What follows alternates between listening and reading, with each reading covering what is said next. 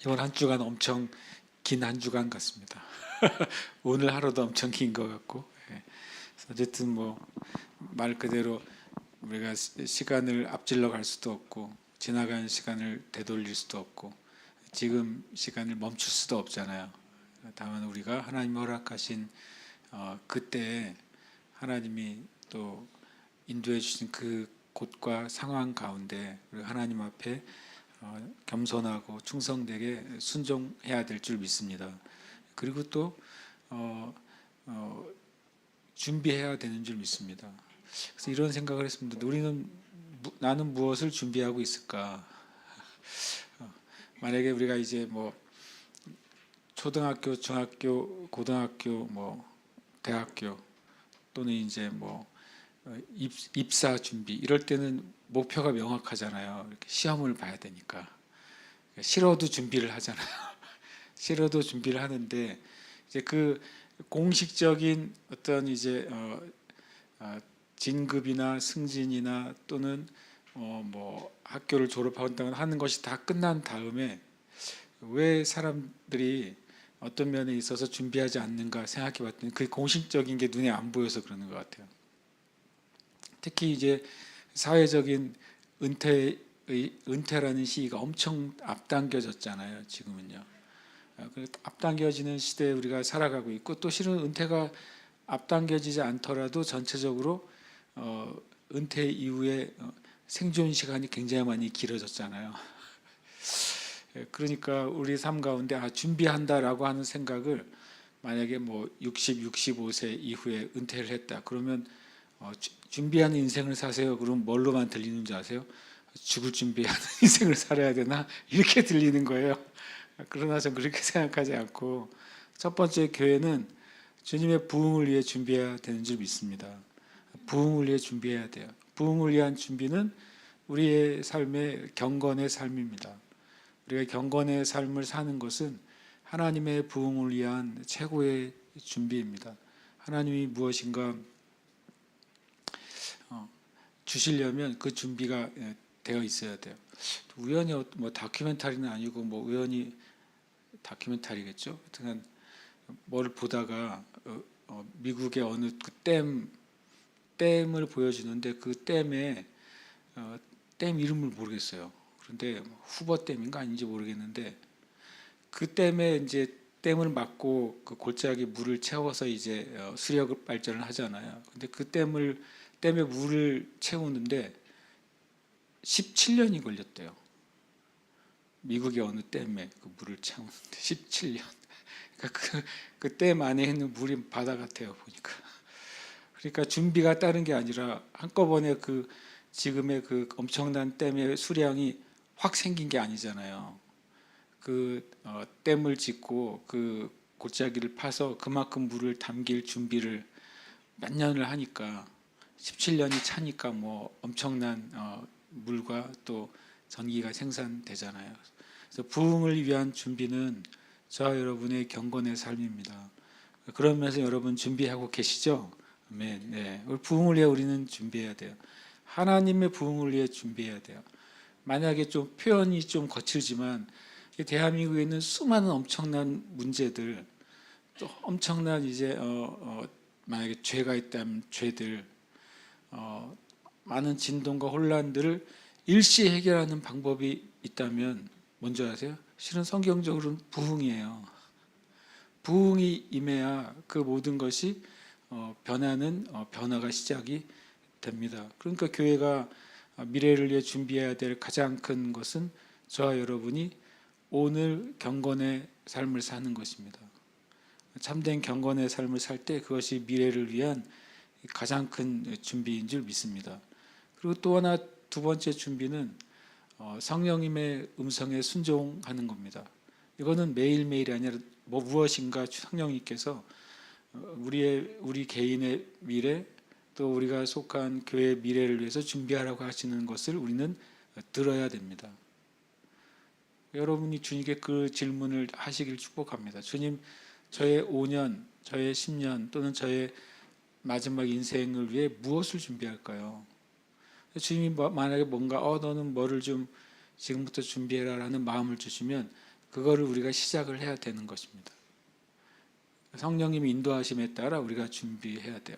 그럴 때 하나님이 준비한 교회, 준비한 그리스도인들에게, 준비한 성도들에게 부흥을 주실 뿐만 아니라 그의 삶 가운데 하나님의 열매를 주실 줄 믿습니다. 하나님의 준비는 나이나 상황은 별로 큰 의미가 없어요. 실제로 하나님의 준비는 하나님 뜻 앞에 순종할 때 그것이 준비가 되는 줄 압니다. 오늘 우리가 말씀은 사도행전 20장 17절부터 말씀입니다. 이 밀레도에서 사도 바울이 이제 고별 설교다, 어디 모든 이제 책에 보면 이제 밀레도의 고별 설교 이렇게 나오는 게 17절부터 시작이 돼서 언제 끝납니까? 실제로는 35절에 이렇게 기억하여야 할지니라 하고 딱 끝나서 35절까지가 이제 밀레도의 흔히 말하는 고별 설교이죠. 그리고 36절, 38절은 그 뒤에 이제 내용을 덧붙여서 설명하고 있습니다. 어쨌든 우리가 오늘은 17절부터 38절까지 한번 쭉 통독은 해보고 싶습니다. 사도행전 20장 17절에서 38절까지 우리 천천히 한 목소리로 한번 말씀 봉독하겠습니다.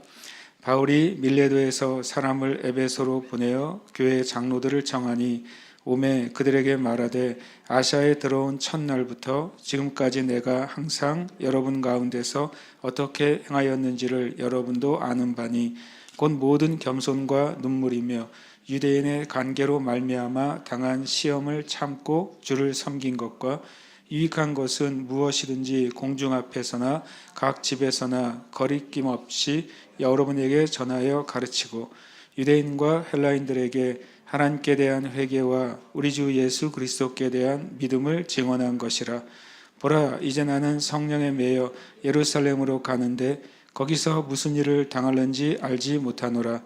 오직 성령이 각 성에서 내게 증언하여 결박과 환난이 나를 기다린다 하시나 내가 달려갈 길과 주 예수께 받은 사명 곧 하나님의 은혜의 복음을 증언하는 일을 마치려 하면은 나의 생명조차 조금도 귀한 것으로 여기지 아니하노라. 보라, 내가 여러분 중에 왕래하며 하나님의 나라를 전파하였으나 이제는 여러분이 다 내 얼굴을 다시 보지 못할 줄 아노라. 그러므로 오늘 여러분에게 증언하거니와 모든 사람의 피에 대하여 내가 깨끗하니 이는 내가 꺼리지 않고 하나님의 뜻을 다 여러분에게 전하였음이라. 여러분은 자기를 위하여 또는 온 양떼를 위하여 삼가라.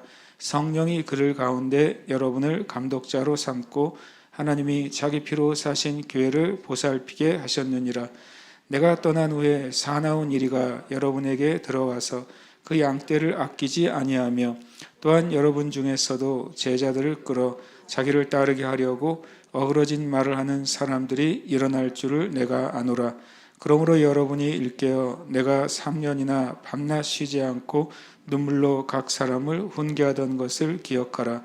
지금 내가 여러분을 주와 및 그 은혜의 말씀에 부탁하노니 그 말씀이 여러분을 능히 든든히 세우사 거룩하게 하심을 입은 모든 자 가운데 기업이 있게 하시리라.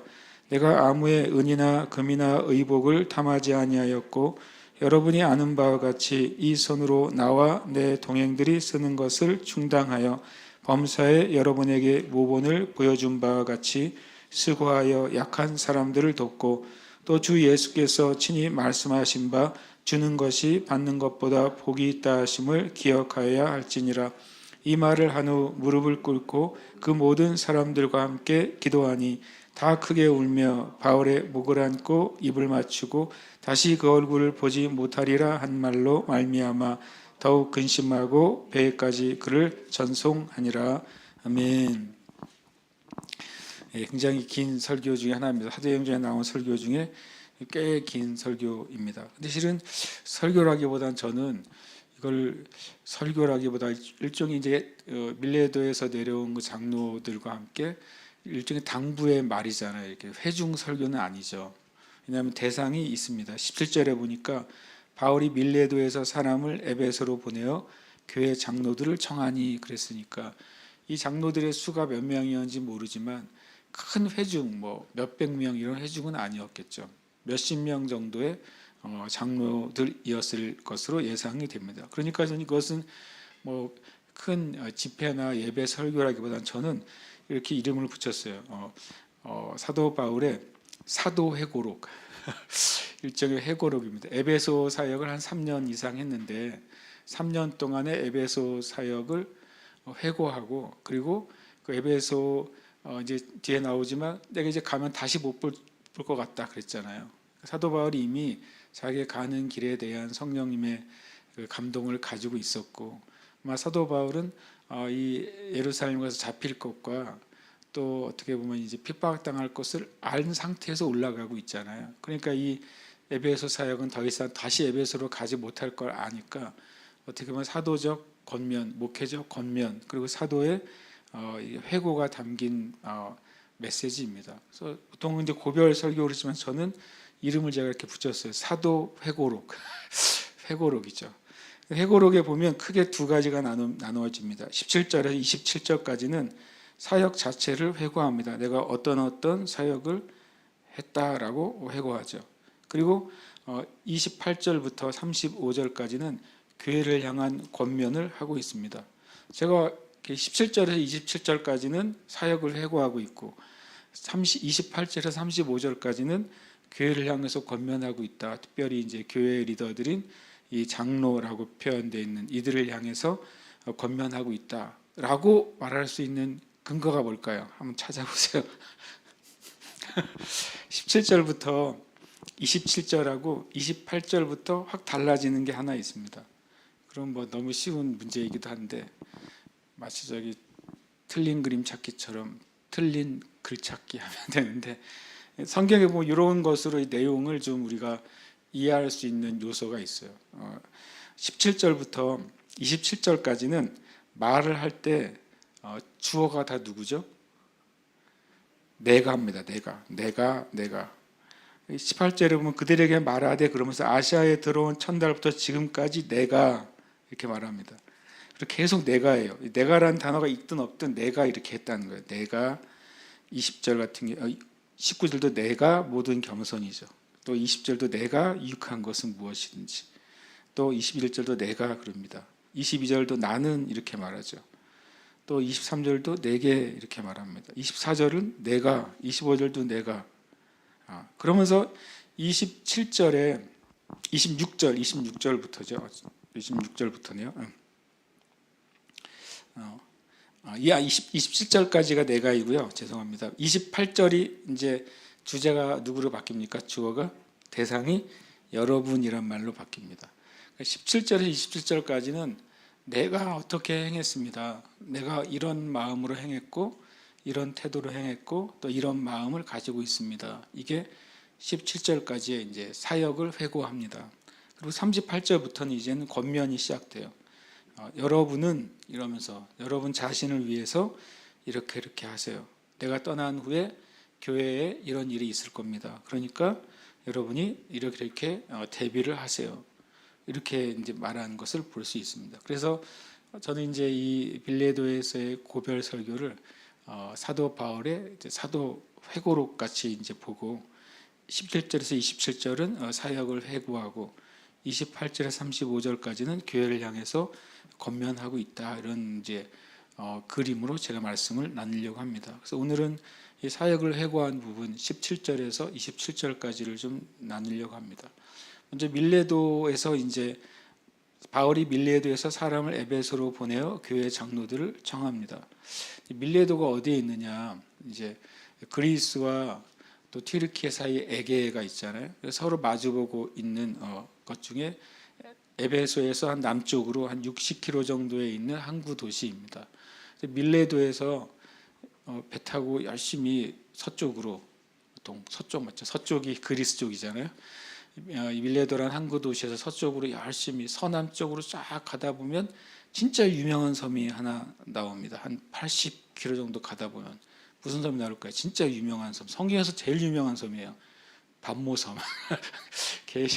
계시록의 환상이 임한 섬 반모섬이 이 밀레도라는 항구 도시에서 뭐 남남서라고 그래야 되나요? 이렇게 서남서쪽으로 약간 남서쪽으로 내려가면 80km 정도 가면 거기에 이제 반모섬이 있습니다. 그러니까 에게 연안에 있는 항구 도시가 밀레도이고, 그래서 밀레도는 당시로서 굉장히 큰 도시고 중요한 도시였어요. 근데 지금 밀레도에 가면 옛날 밀레도는 없어졌어요. 왜냐하면 해안선이 많이 침식돼 가지고 현재 있는 밀레도는 과거의 밀레도보다 한 10km, 12km 안쪽에 있는 형성된 도시로 되어 있고 유적지가 있습니다. 사도 바울이 왜 밀레도에서 에베소로 가면 되지, 60km거든요. 에베소와 밀레도는. 근데 왜 안 갔는가 60km? 오라고 그랬는가 60km 힘들게. 1박 2일 걸려서 와야 되잖아요. 그 말은 에베소에서 한 3년 사역을 했기 때문에 만약에 에베소에 가서 에베소에 세워진 교회들을 다니면서 일일이 인사를 하고 건면하고 기도하면 어떻게 되겠어요? 원래 지금 오순절에 맞춰서 올라가려고 열심히 가고 있는 중이니까 사도 바울이 다시 밀레도에 가서 형제자매들을 만나다 보면은 일정이 너무 지체가 지체가 반드시 되겠죠. 그러니까 오히려 이제 밀레도에서 에베소에 있는 장로들, 사도 바울이 세운 교회와 세울 교회들에 세운 장로들을 불러서 이제 권면의 말씀을 하고 마지막 서로 기도로 인사하죠. 기도로 인사하고 서로 헤어지게 되고, 사도 바울은 이 밀레도에서 떠나서 이제 드디어 이제 다시 이제 이스라엘 땅으로, 팔레스타인 땅으로 이제 오면서 1차, 2차, 3차 전도 여행을 마무리하게 됩니다. 그런 의미에서 이제 밀레도에서 이 구별 설교 혹은 이 회고의 메시지는 굉장히 사도 바울의 전체 선교 여행을 어떻게 보면은 요약하고 있고, 그것을 통해 사도 바울이 하고 싶은 영적인 권면을 말씀하고 있는 굉장히 의미 있고 가치 있는 메시지가 됩니다. 재미있게 이제 17절에는 에베소로 보내어 교회 장로들을 청하니 그랬잖아요. 맞습니까?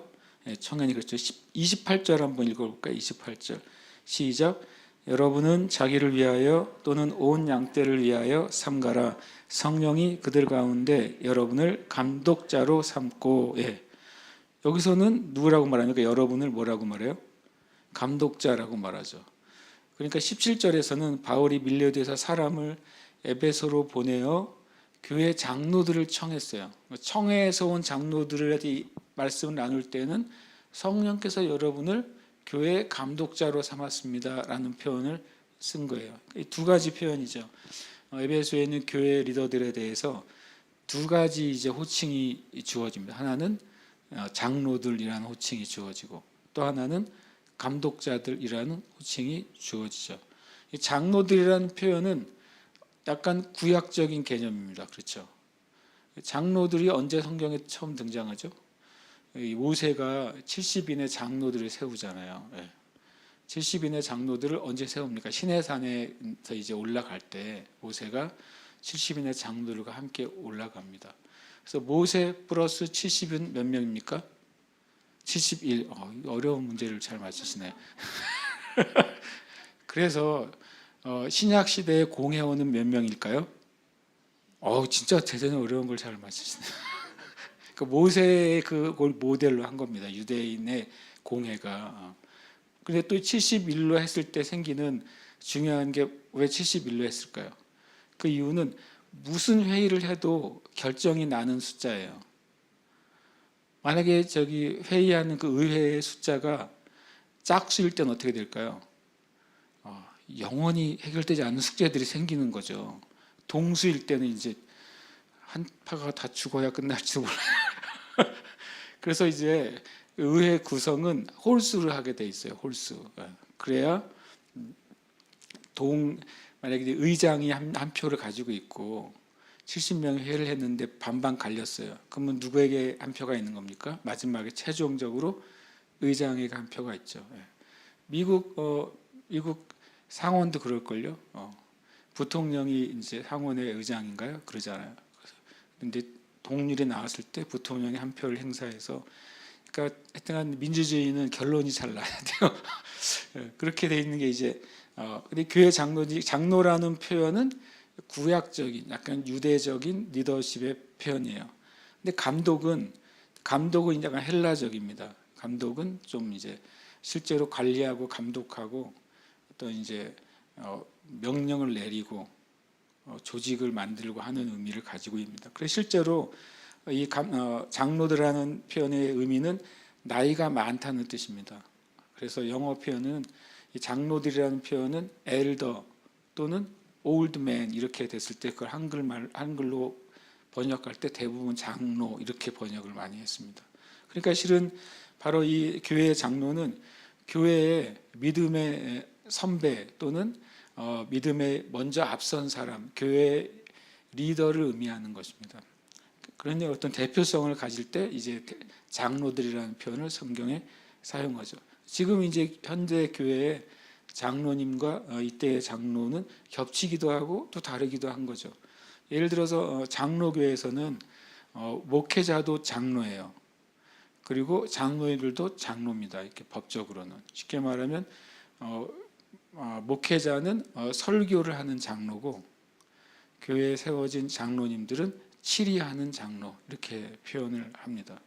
근데 감리교에서는 그냥 그렇게는 하지 않고 이제 목회자는 그냥 목사로 하고 이제 장로는 지방에서 이제 교회를 위해서 교회를 목회자와 함께 목양하고 목회하는 리더로서의 장로를 얘기합니다. 그러니까 성경의 장로 감독을 현대 교회의 장로 감독으로 똑같이 생각하면 조금은 이제 오류가 생길 수 있습니다. 어쨌든 이 17절에 나오는 교회의 장로는 대표성을 가지고 있다라고 하는 것이고 유대적인 전통이 있는 단어라는 사실을 기억하면 좋겠습니다. 그리고 밑에 나오는 28절에 나오는 감독자들은 실은 영어로 표현이 훨씬 더 이제 이해가 돼요. 감독자를 뭐라고 overseer라고 합니다. 실은 공사 감독할 때 감독자예요. 잘하나 못하나 제대로 인력에 대해서 물자에 대해서 그리고 기간에 대해서 이런 걸 다 감독하잖아요.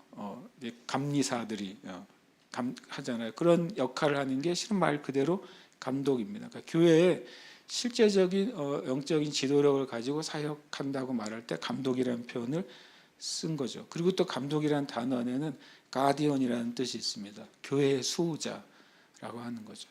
교회를 지키는 거예요. 무엇으로부터 지킵니까? 외부에 있는 거짓 메시지와 또 거짓 선지자들과 또 이단과 그런 것으로부터 실제로 교회를 지키고 수호하는 자의 의미가 감독입니다. 근데 그것들이 이제 캐톨릭이 나중에 비숍으로 사용하죠. 비숍. 추기경 개념을 여기에 갖다서 이제 활용을 하게 됩니다. 어쨌든 이제 이것은 두 가지. 하나는 이 장로는 대표성을 의미하는 단어라면 감독은 뭡니까? 실제적인 영적인 역할을 의미하는 단어가 됩니다. 그러니까 실은 각 예배소에 있는 작은 그 가정교회들의 리더들인 장로들을 모았고 그들을 보고 권면할 때는 여러분의 사명이 뭐라고요? 감독의 사명이다. 여러분이 장로로 됐으니까 교회의 어른이 되고 교회에 어떤 직분을 가졌다고 해서 그냥 높은 사람으로 사는 게 아니라 실제로 여러분은 하나님이 맡기신 성령께서 맡기신 그 감독의 역할, 교회의 몸이 제대로 신앙생활 할 수 있도록 돕는 역할, 외부의 이단과 또 외부의 공격으로부터 교회를 지켜내는 수호자의 역할을 가지고 있다.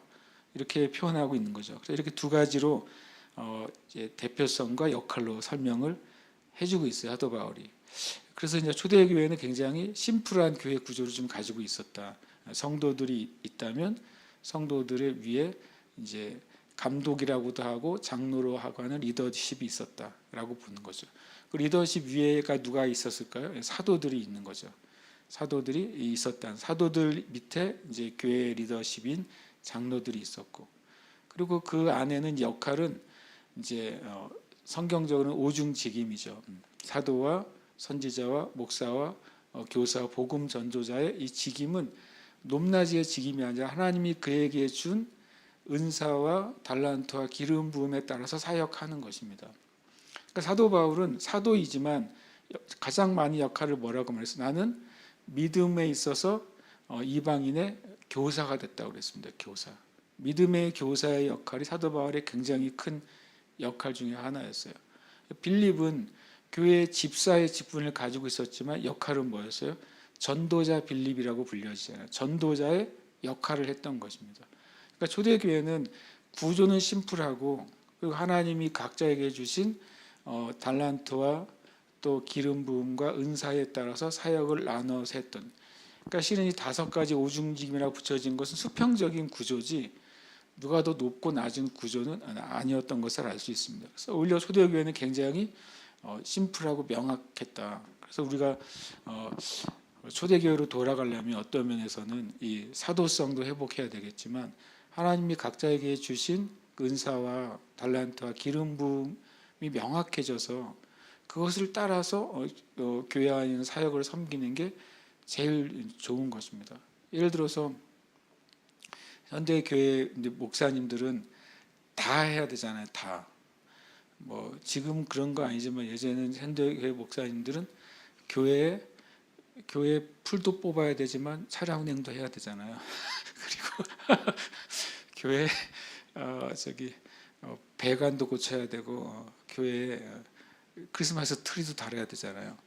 제가 전도사였을 때 진짜 주님 은혜가 진짜 필요하면서 했던 사역이 하나 있어요. 정말 주여 하면서 한 사역이 뭐였냐면 십자가 첨탑에 트리 달기, 고양이 목에 방울 달기보다 진짜 힘든 건 십자가 그 뾰족한 첨탑 있잖아요.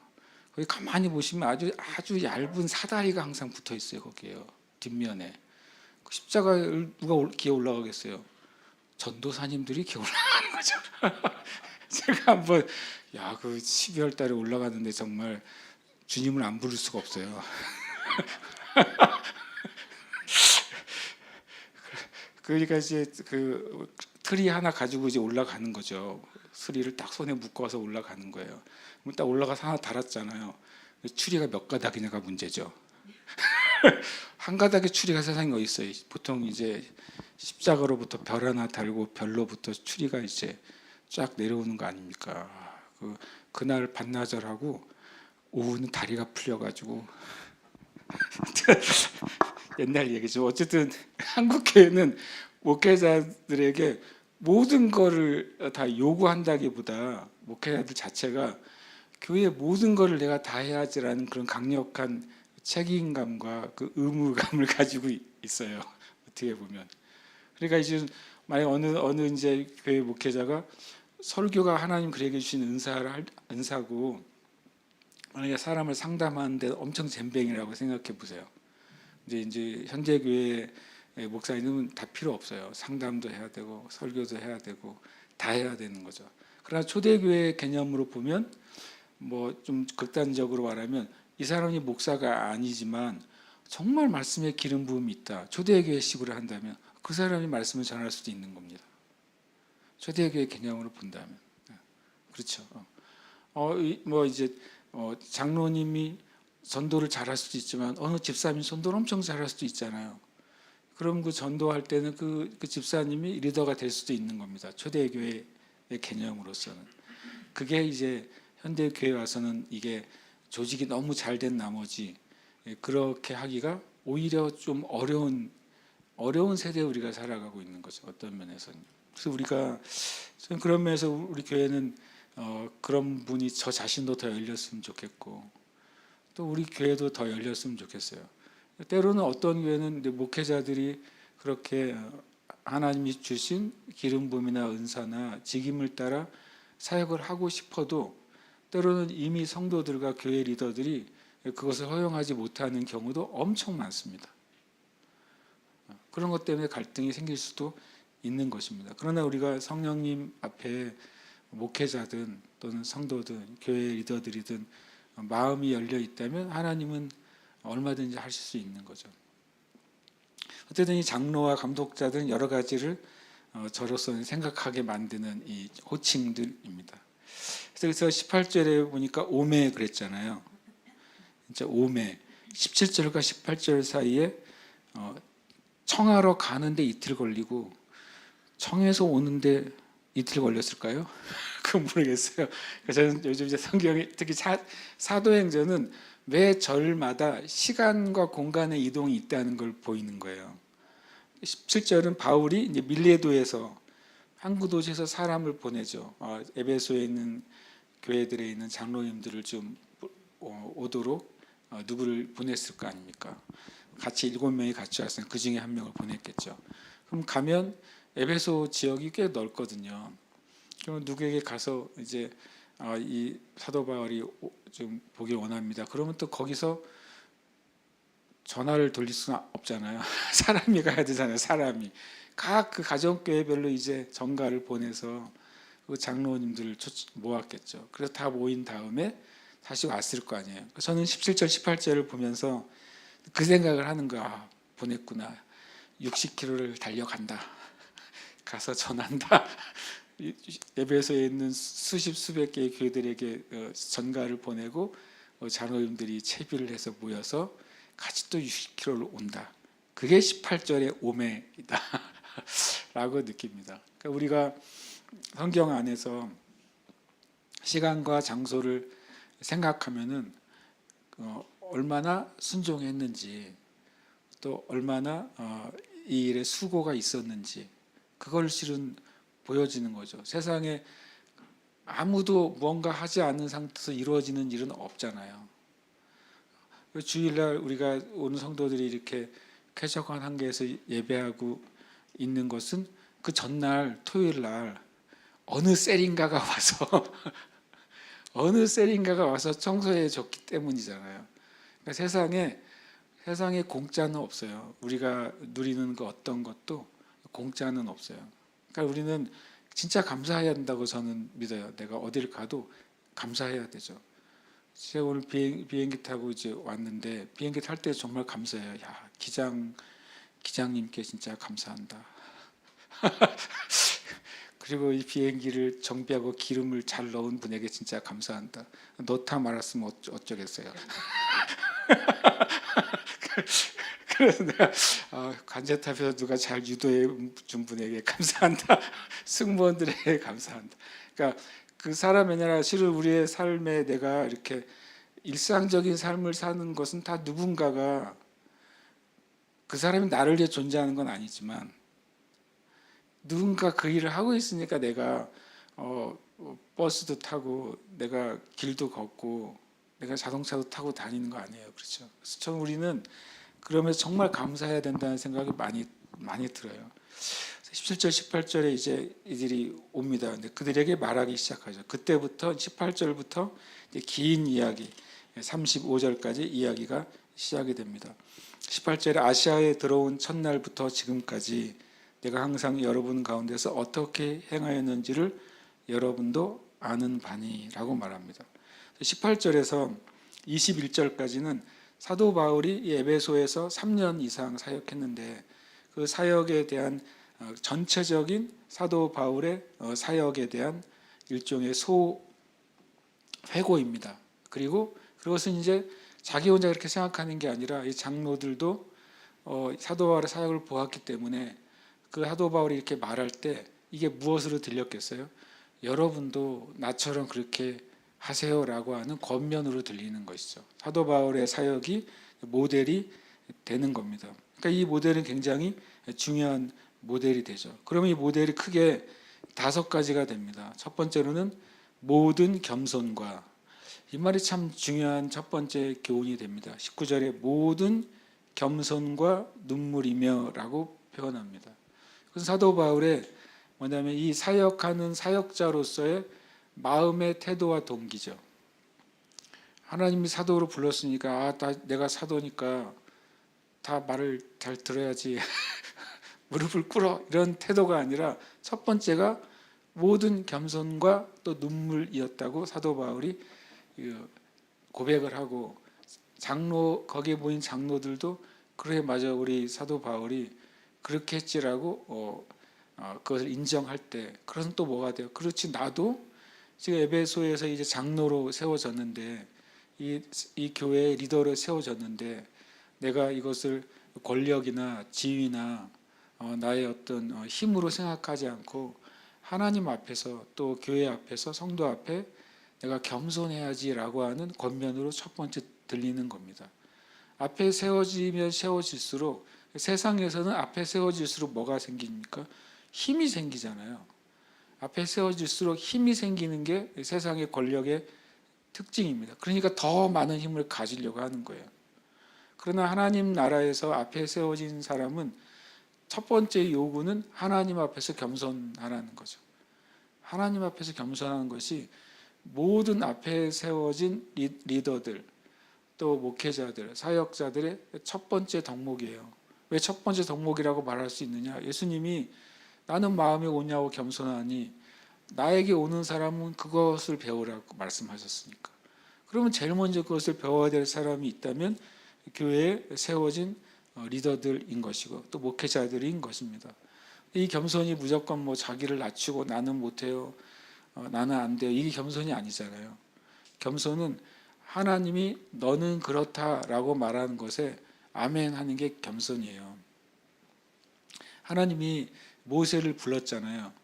모세는 겸손한 척을 했죠. 저는 말도 못해요. 저는 좀 적당하지가 않아요. 옛날에 한번 실패해 봤어요. 이스라엘 백성을 위해 살인까지 했는데 쟤네들이 날 안 알아줬어요. 그리고 하나님에 대해서 쟤네들은 모르고, 그리고 나중에 모세가 뭐라고까지 말하는 줄 아십니까? 다른 사람을 택해 주세요. 그래요. 근데 그것을 하나님이 겸손이라고 말하지 않죠. 그건 오히려 뭐냐면 교만인 거예요. 교만. 표현이 나를 낮추고 뭐 이렇게 할지 몰라도 하나님이 말씀하신 것에 노하는 것은 교만이다. 겸손은 뭐냐면 하나님이 너는 이런 사람이야 라고 말하면 아멘이라고 하는 게 겸손인 것입니다.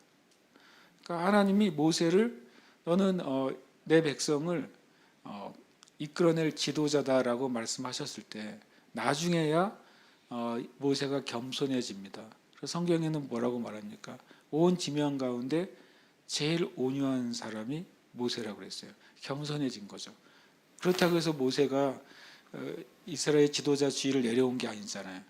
실은 모세만큼 이스라엘 역사 가운데 진짜 강력하고 실은 백성들이 무서워했던 지도자가 있다면 모세 아니에요? 정말 두려워했죠, 모세를요. 그냥 모세한테 어떤 이렇게 대들었다가 혼나는 정도가 아니라 땅이 갈라지잖아요. 그러니까 얼마나 겁나는 지도자예요. 그런데 모세는 가장 겸손한 사람이었어요. 하나님 앞에 겸손한 사람이 진짜 정말 좋은 사역자인 거죠. 그리고 또 겸손히 보면 예레미야도 그렇잖아요. 예레미야에게 주님이 나타나셔서 내가 너를 모태에서부터 열방의 선지자로 세웠노라 그랬더니 예레미야가 나는 아이입니다. 말할 줄 몰라요. 그랬더니 하나님이 아니라고 말하잖아요. 그러니까 이 겸손은 다시 말하지만 하나님이 우리에 대해서 말씀하신 것에 아멘 하는 게 겸손이에요. 또 기도원도 그렇잖아요. 기도원은 큰 용사인데 뭐 하고 있어요? 땅 파고서 거기서 몰래 추수하고 있잖아요. 그러니까 천사가 큰 용사예요. 그러니까 난 큰 용사라고 부르지 마세요. 하나님이 설득을 하셔야 됐어요. 기도원을요. 그러니까 겸손은 내 스스로 나를 낮추는 게 아니라 하나님이 말씀하신 그 자리에 겸손하게 있는 겁니다. 왕으로 있으라고 하면 왕으로 있는 것입니다. 다윗도 그러잖아요. 하나님이 다윗이 범죄했을 때 내가 너를 양무리에서 끄집어내서 왕으로 삼았다 이렇게 표현하세요. 그러니까 우리의 삶 가운데 겸손의 의미를 성경적으로 재정의해야 돼요.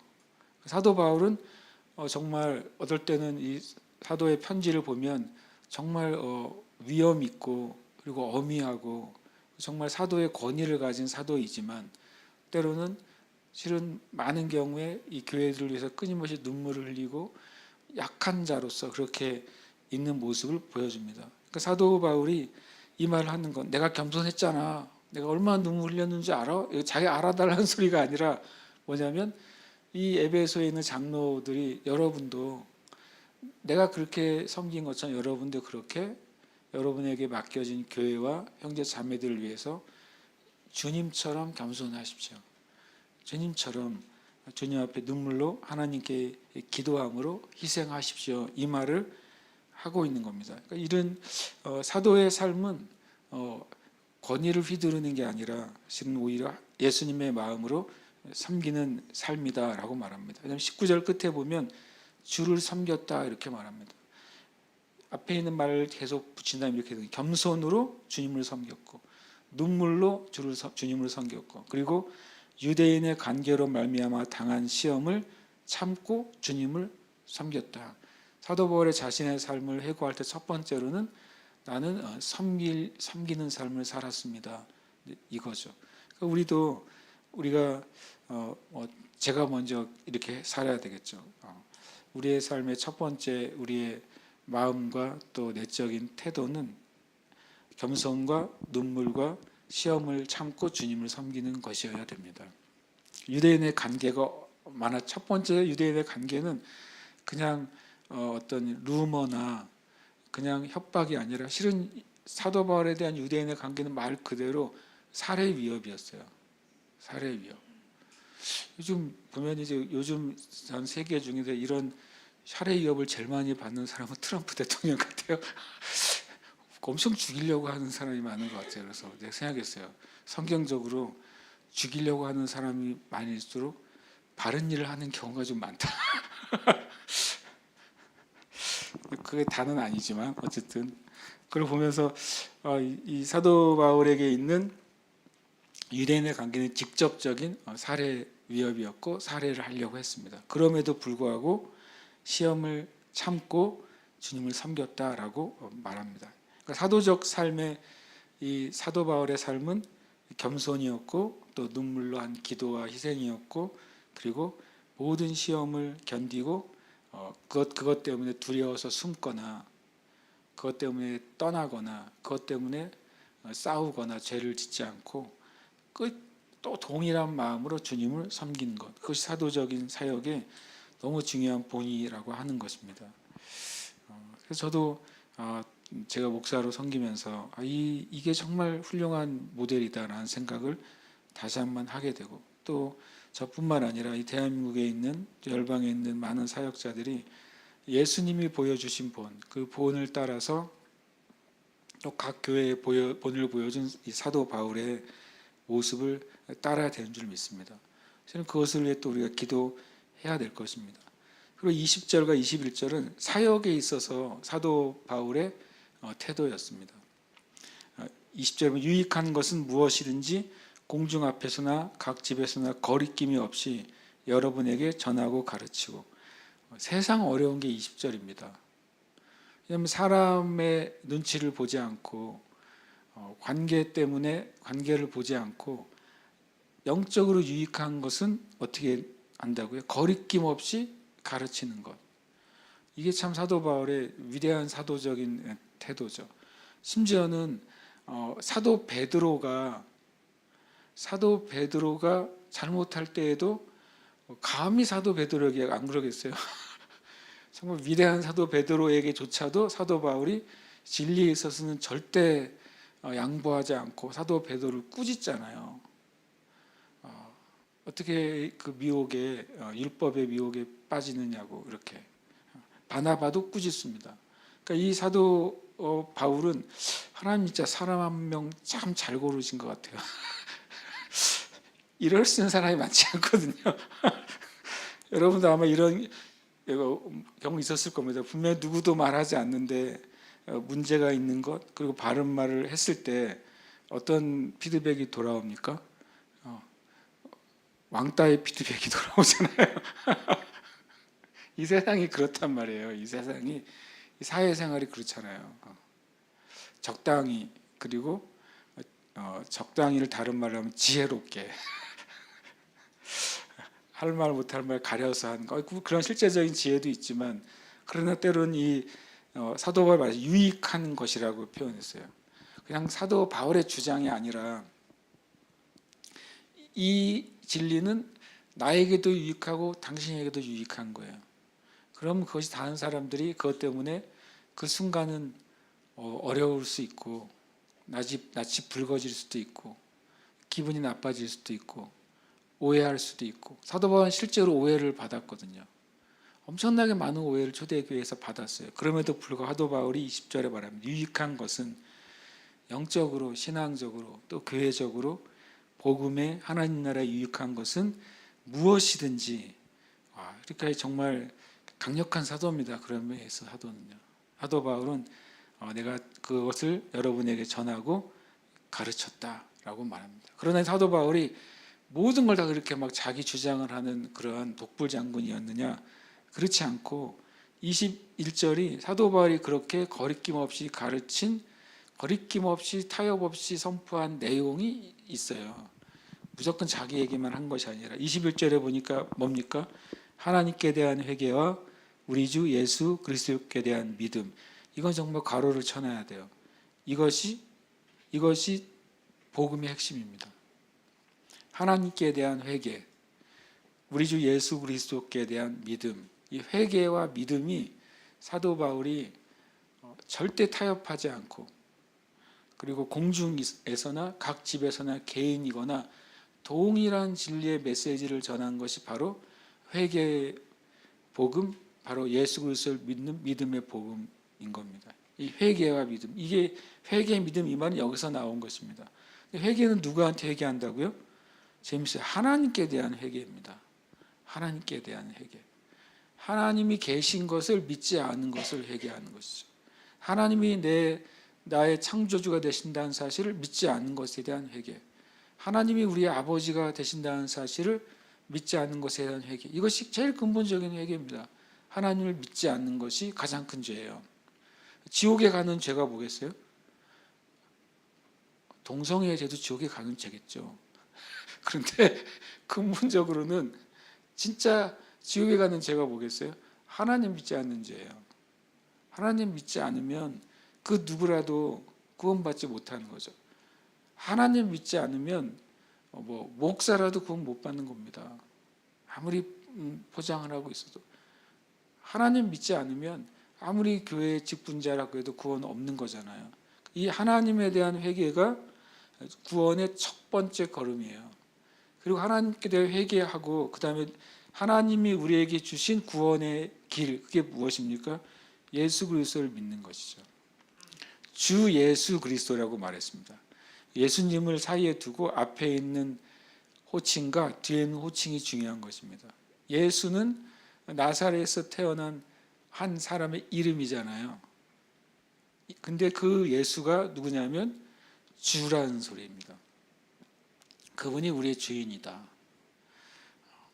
주인은 두 가지가 있습니다. 뜻이 창조주라는 의미가 있고 권리를 가진 자라는 의미를 항상 가지고 있어요. 그러니까 예수님이 나의 창조주가 되고 나의 권위자라는 고백이고, 그러면 예수가 누구라고요? 그리스도라는 고백이잖아요. 예수가 나의 구원자다. 그러니까 하나님에 대해서 내가 하나님을 믿지 않은 것을 회개하고 하나님이 우리에게 주신 구원의 길인 바로 예수 그리스도를 믿는 것, 이것이 복음인 거예요. 이 복음을 증언하는 데는 사도 바울이 절대 타협이 없었다. 이 타협을 하지 않기 위해서 갈라디아서가 나온 거잖아요. 예수가 아니라 행위로 의롭게 될 수 있다고 말하는 거짓 교사들과 선지자들에 대해서 저주를 받을지어다, 이런 말을 하면서 갈라디아서를 쓰잖아요. 천사가 와서 복음을 전해도 그것이 주님께 받은 복음이 아니면 저주를 받을 거라고 말하잖아요. 사도 바울이 이 두 가지 영역에 있어서 하나님께 대한 회개와 예수님에 대한 믿음에 있어서는 결코 타협하지 않았다. 그 말은 장로들에게 뭐라고 말하고, 여러분도, 에베소 교회 장로들 여러분도, 교회 리더들인 여러분도, 교회 사역자들인 여러분도 이 두 가지에 있어서만큼은 절대 타협하지 마십시오라고 실은 권면하는 것입니다. 이 교회 리더들의 내적인 태도는 겸손과 눈물이죠. 그리고 시험을 참고 주님을 섬기는 것이죠. 사역에 있어서 절대 지켜야 될 선은 하나님에 대한 회개와 주 예수 그리스도에 대한 믿음, 이 두 가지는 절대 양보할 수 없는 진리다라고 사도 바울이 가르쳐 주는 거죠.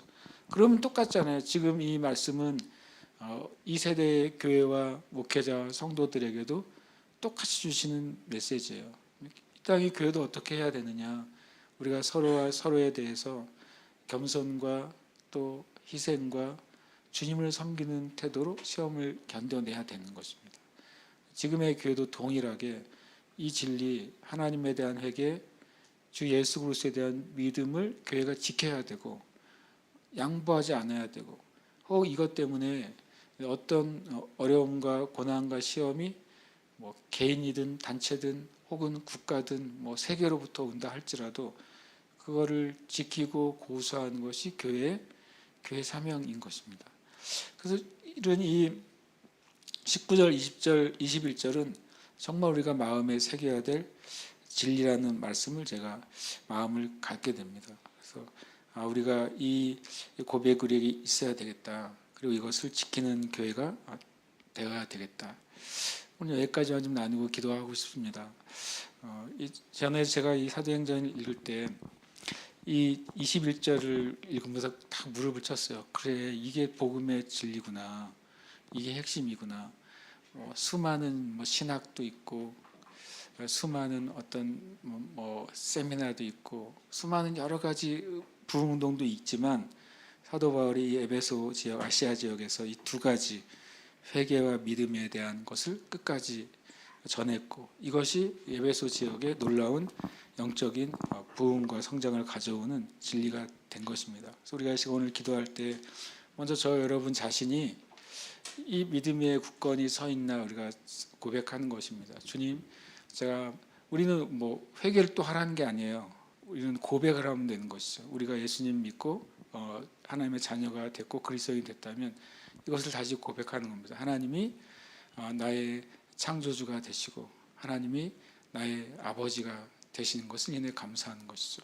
또 예수님에 대해서 예수님이 나를 위해 희생하시고 죽으신 모든 구원의 은혜를 우리가 감사하는 것입니다. 먼저 우리가 그것을 감사하며 기도하겠습니다. 할렐루야. 주님 감사합니다. 하나님 우리 안에 믿음을 더해 주시고 우리 안에 주님 말씀을 더해 주시고 우리에게 복음을 주셔서 하나님 이 은혜를 얻게 해주셔서 너무나도 감사합니다. 오 주님 감사합니다. 성령님 시간 임하셔서 우리의 마음과 생각이 온전히 바른 진리 바른 믿음에서 노래 역사하여 주시옵소서. 주님 은혜 베풀어 주시옵소서. 성령님 시간 함께 하시고 은혜 베풀어 주셔서 하나님 우리가 주님 이 복음의 진리에 믿음으로 바로 서도록 축복하여 주시옵소서. 하나님이 우리의 창조주신 것을 인해 감사합니다. 하나님이 나의 아버지이신 것을 인하여 감사합니다.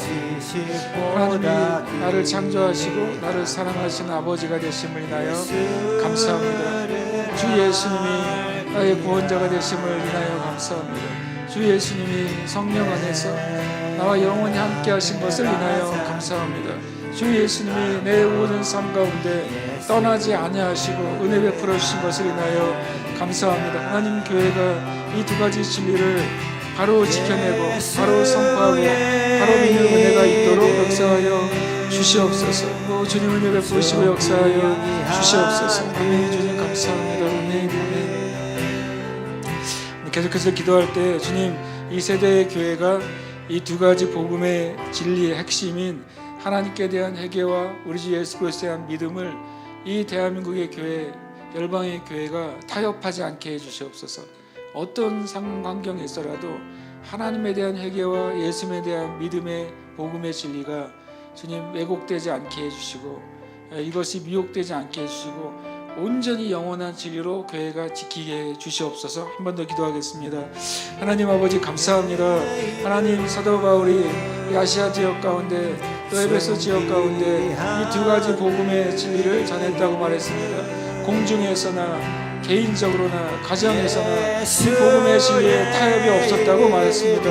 하나님 어디 세대의 교회들 주 예수님의 축복합니다. 하나님 교단이 다르고 교파가 다를지라도 때로는 목회자들의 주님 사역과 사명과 방향성이 다를지라도 동일한 이 고백, 하나님에 대한 바른 고백, 하나님에 대한 바른 회개, 하나님에 대한 바른 주님 찬양이 동일하게 해주시옵시고 그것을 주님 온 교회들이 생명을 다해 지키는 교회들이 되게 해주시옵소서. 하나님 목회자들이 이 하나님에 대한 회개와 주 예수 그리스도에 대한 믿음의 선포를 게을리하지 않게 해주시고 모든 설교와 말씀 가운데 이 두 가지 진리가 주님 그 안에 선포되게 해주시옵소서. 세상적인 하나님 교훈과 메시지가 아니라 복음의 참된 메시지, 회개와 믿음에 대한 메시지가 하나님 이 세대의 목회자들 가운데 울려 퍼지게 하시고 그 교회마다 회개와 믿음에 대한 메시지가 가득하도록 주님 역사하시고 은혜 베풀어 주시옵소서. 성령 하나님 간절히 간곡히 기도합니다. 하나님 교회들의 이 일에 타협하지 않게 하시고 목회자들의 이 일에 타협하지 않게 해주시옵소서. 이 두 가지 영원한 지금 복음의 진리, 복음의 길을 붙잡고 승리하는 데를 되도록 주님 역사하여 주시옵소서. 은혜 베풀어 주시옵소서. 아멘. 주님 감사합니다. 아멘. 한 번 더 끝으로 기도할 때 대한민국의 교회 목회자들을 위해서 기도하십시다. 목회자들이 윤리적인 설교, 철학적인 설교, 문화적인 설교가 끊어지게 해 주시옵소서. 목회자들의 입에서 회개와 믿음에 대한 설교가 대한민국의 교회에 가득하게 해 주시옵소서. 너는 때를 얻든지 못 얻든지 말씀을 전파하라고 성경은 말씀하고 있습니다. 그래서 주님, 세상의 문화와 가치와 철학이 강단에서 선포되는 것이 아니라 하나님의 말씀만이 온전히 선포되는 대한민국 교회 목회자들과 강단이 되게 해 주시옵소서. 우리 함께 대한민국의 교회 목회자 강단을 위해서 함께 기도하겠습니다.